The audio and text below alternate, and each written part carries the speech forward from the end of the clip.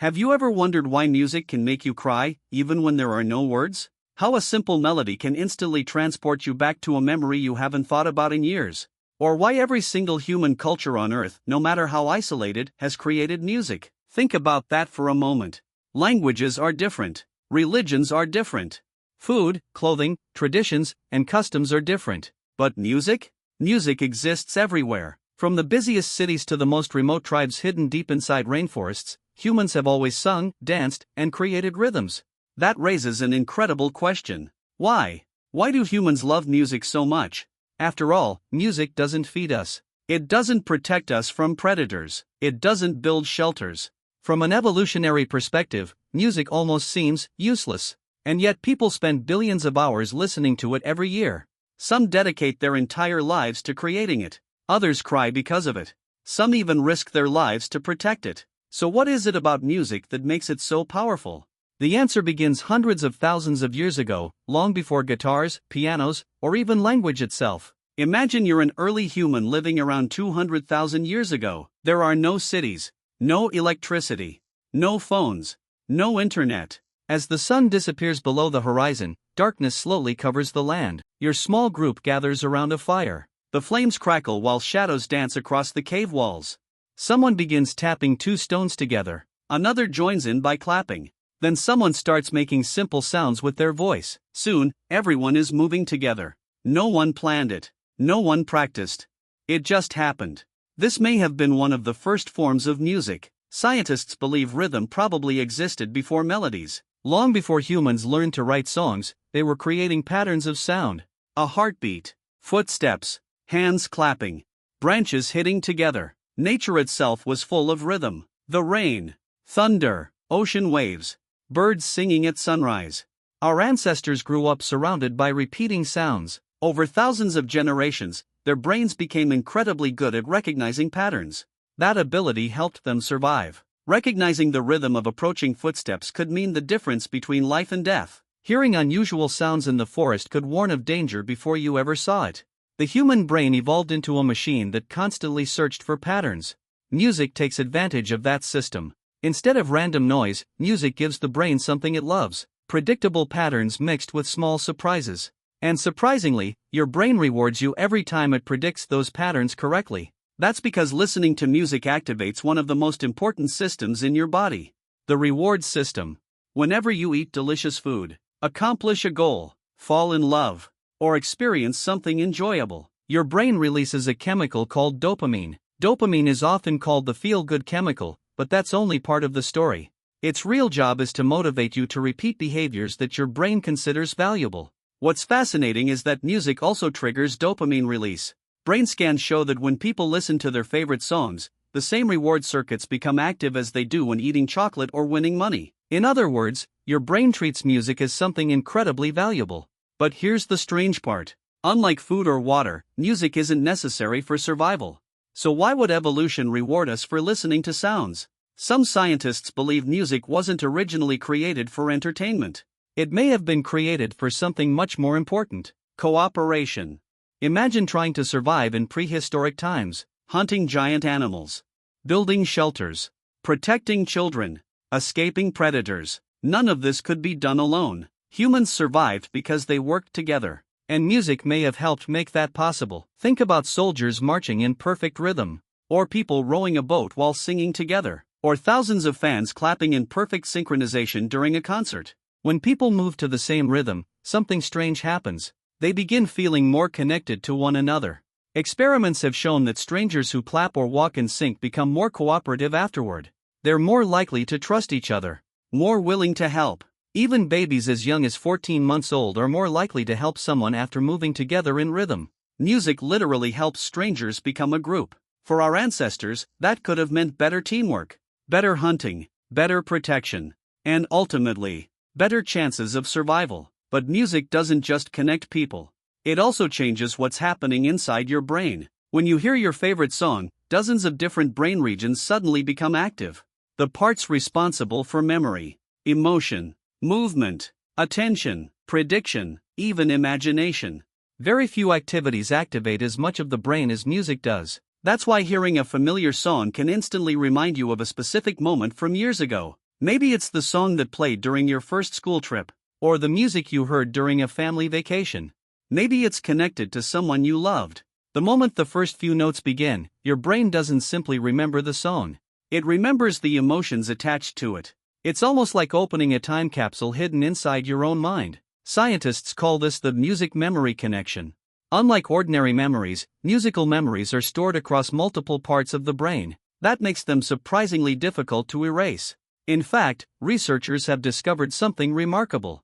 People with severe Alzheimer's disease who can no longer recognize family members or remember recent conversations are often still able to recognize songs they learned decades earlier. Some can even sing every word perfectly. It's one of the most emotional things doctors witness. For a few precious minutes, music seems to unlock parts of the brain that appeared completely lost. It's as if the song reaches memories hidden behind doors that nothing else can open. And that raises an even bigger question. If music can change our emotions, strengthen friendships, unlock forgotten memories, and activate almost the entire brain, could it be doing something even more important? Something that helped shape what it means to be human?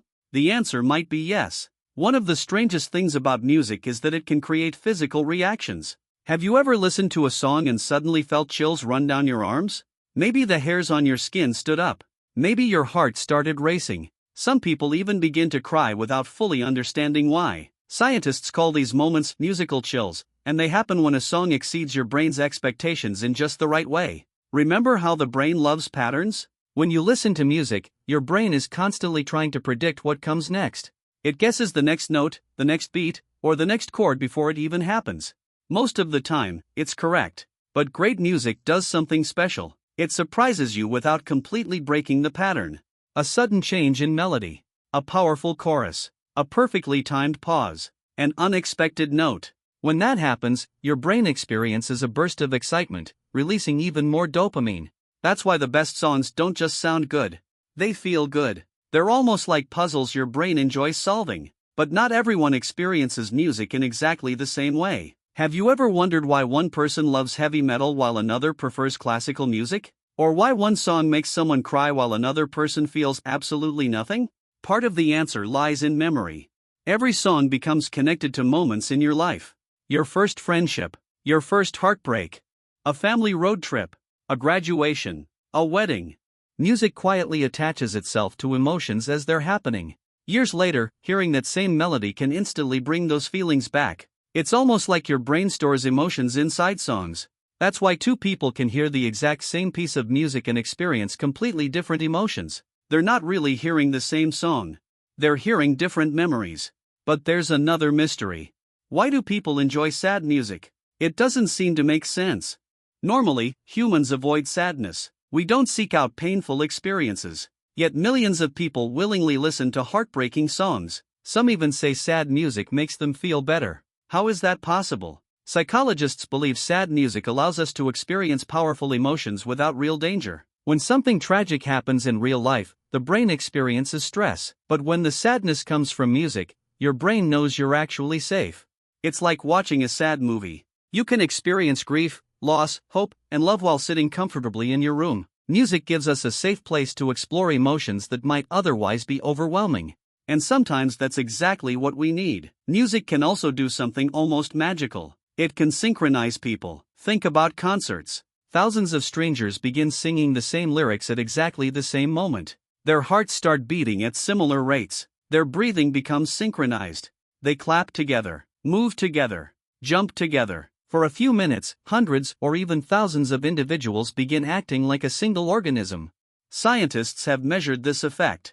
Groups singing together actually experience stronger feelings of trust and social bonding. Their brains release oxytocin, sometimes called the bonding hormone. It's the same chemical involved when parents hold their newborn babies or when close friends hug each other. Music isn't just entertainment. It's social glue, and perhaps that's why every civilization throughout history created it independently. No culture had to teach another culture how to invent music. It appeared everywhere. Ancient Egyptians had music. The Greeks had music. Native American tribes had music. African communities had music. People living on isolated islands had music. Even societies separated by thousands of miles, with no contact whatsoever, still created songs, rhythms, and instruments. That almost never happens with cultural inventions. But music is different. It's universal. Some researchers believe this is because music isn't really something humans invented. Instead, it's something the human brain naturally produces. Just like language, or laughter, or dreams. In a way, music may be part of what it means to be human. Interestingly, babies respond to music long before they understand language. Even newborns recognize rhythm. Parents naturally sing lullabies without being taught. And babies everywhere seem to calm down when they hear gentle singing. Scientists think this behavior may go back hundreds of thousands of years. Long before modern civilization, mothers probably used singing to comfort crying infants and keep them quiet from nearby predators. A soft melody could calm a frightened child much more effectively than words. If that's true, then lullabies may be among the oldest forms of music ever created. And we're still using them today. Even animals respond to music in surprising ways. Birds create incredibly complex songs. Whales sing across entire oceans. Some parrots can dance to a steady beat. Chimpanzees enjoy rhythmic drumming. But no other species has taken music as far as humans have. No animal has built orchestras, written symphonies, invented thousands of instruments, or filled giant stadiums with people singing together. Music became something uniquely human, perhaps because humans are uniquely social. It helped us communicate before language became sophisticated. It helped us remember stories before writing existed. It helped strangers trust each other. It helped families bond. It helped cultures survive. Even today, music remains deeply connected to our lives. We celebrate with music. We mourn with music. We fall in love with music. We exercise with music. We relax with music. We even say goodbye with music. It's present during nearly every important moment of human life. Which brings us back to the original question. Why do we love music? Because music isn't just something we hear. It's something our brains were shaped to understand. It's connected to our memories, our emotions, our relationships, and perhaps even our evolution. The songs you love aren't simply collections of sounds, they're pieces of your identity. Every favorite melody carries fragments of your past. Every rhythm reminds your brain that you're part of something bigger than yourself. Maybe that's why a song can make you smile without warning. Maybe that's why it can bring tears to your eyes. And maybe that's why, after hundreds of thousands of years, humans still gather together to sing, dance, and listen to music. Because deep inside every one of us, long before there were cities, smartphones, or even written words, there was rhythm. And perhaps, in that rhythm, the story of humanity first began.